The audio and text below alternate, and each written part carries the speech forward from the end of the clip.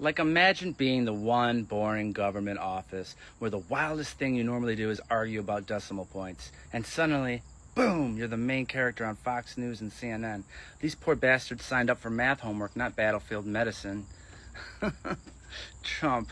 Yeah, Trump said the CBO is very hostile. Hostile? The CBO is literally a bunch of nerds in suits with calculators. What are they going to do?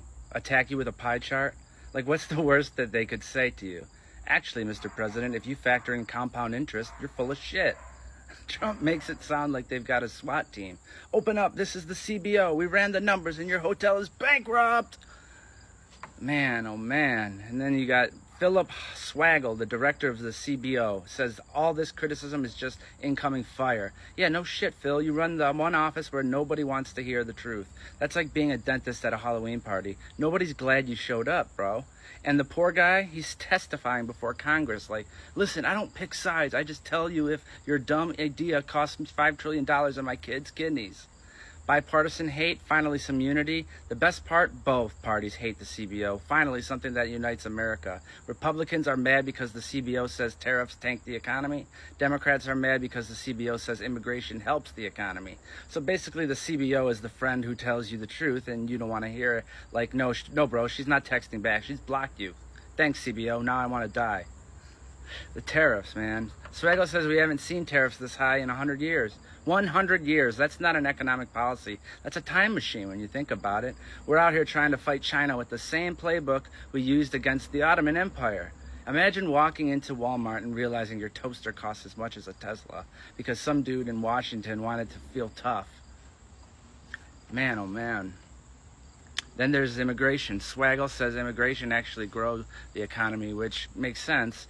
People show up, they work, they pay taxes, they buy hot Cheetos. That's the end of it. But no politician wants to hear that. They want you to tell you that every immigrant is somehow both stealing your job and living off welfare. Like, pick one, Karen. Is Jose stealing your job, or is he chilling in a hammock on government checks? He can't be doing both unless he's got immigrant superpowers, in which case, let him stay, because that sounds amazing. Social Security, man. The can gets kicked this time, and of course Social Security and Medicare are going to be broke in the 2030s. Swaggle says politicians keep kicking the can down the road. Yeah, at this point, the can has rolled into a retirement home. The can's got a nurse, a bad hip, and wondering why Congress hasn't visited in years. Nobody wants to fix it, because fixing it means telling old people they might get less money. And the politicians would rather French kiss a chainsaw than upset retirees. Man, the untouchable nerd kings. Here's the crazy part. The CBO director can't be fired by the president. He's like the one guy in D.C. with job security. Imagine being Philip Swaggle, knowing you can just stroll into work, run the numbers, piss everybody off, and then go home. Like, see you tomorrow, assholes. Every politician's career depends on vibes and polling. But Swaggle, he's untouchable. He's the nerd king of Gandalf of spreadsheets. He walks in like, you shall not spend. At the end of the day, Swaggle says, we're not saying if something is good or bad. We're just saying, here's what it costs, here's what it does, which basically means the CBO, the designated driver of Washington.